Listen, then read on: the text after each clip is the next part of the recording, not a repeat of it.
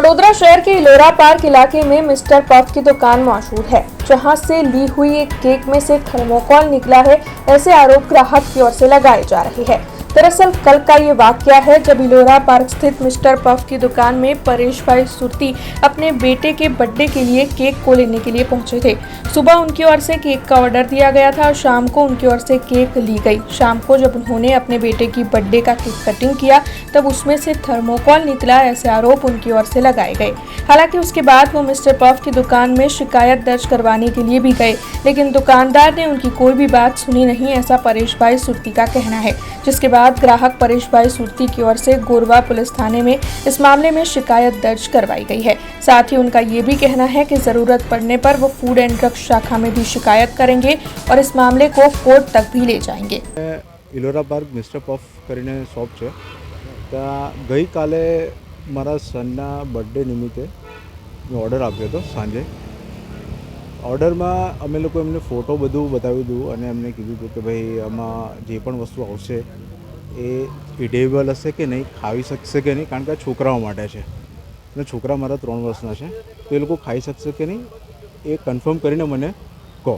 એટલે એમણે કીધું હા, અમે બધી જ વસ્તુ જે પણ તમને સપ્લાય કરીશું આ કેકમાં એ બધી જ વસ્તુ તમને ખાઈ શકશો, એવી રીતના વાત થઈ હતી। આજે સાંજે એ 6 વાગે ડિલિવર કરી ગયા છે। ડિલિવર કર્યા પછી અમે જ્યારે કેક કટિંગ કરવાનું ચાલુ કર્યું, મારા છોકરાએ કેક કટ કર્યું, પછી એને એક નાનો એ મિકી માઉસ થીમની એક બ્લેક ફોરેસ્ટ કેક હતી, એની અંદર ઉપર બલૂન્સ બનાવેલા હતા।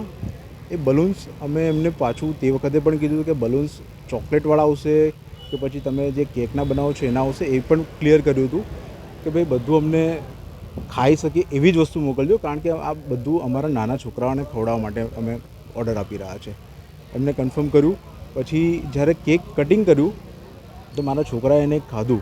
એક પહેલાં નાનો એક યલો કલરનો કંઈક બોલ હતો એમાં બલૂન, એ ખાધું, એને એમાં કંઈ ટેસ્ટ નહીં લાગ્યો એટલે એને પછી બીજું લીધું। જેવું એને બીજું ખાધું એને ગળામાં જાણે અટકી ગયું કંઈ એવું લાગ્યું એને, એટલે તરત એ શ્વાસ ના લેવા પછી મારા ભાઈએ એને તરત જોવું અને પાછળ પેટમાં થપથપાયું એટલે તરત એના ગળામાંથી પેલું બહાર નીકળ્યું એટલે અમને શંકા ગઈ કે આ શું થયું, એને કંઈક બીજું તો કંઈક ખાઈ નથી લીધું એવું શંકા થઈ। એટલે મારા એક બીજા રિલેટિવે એને તરત લીધું અને એને બાઇટ મારીને એને બી ટેસ્ટ કર્યો કે કેવો ટેસ્ટ એનો કદાચ ખરાબ હોઈ શકે છે, એટલે કદાચ એને બહાર કાઢી નાખ્યું અને ટેસ્ટ કર્યું અને જોઉં તો અંદર એ થર્મોકોલ હતું, ક્લિયર થર્મોકોલ છે। હું તમને થર્મોકોલના એ પણ બતાવી દઉં। અને થર્મોકોલ તો છે પણ એની ઉપરનું જે લેયર પણ છે ને એ પણ પ્લાસ્ટિકથી બનેલું છે।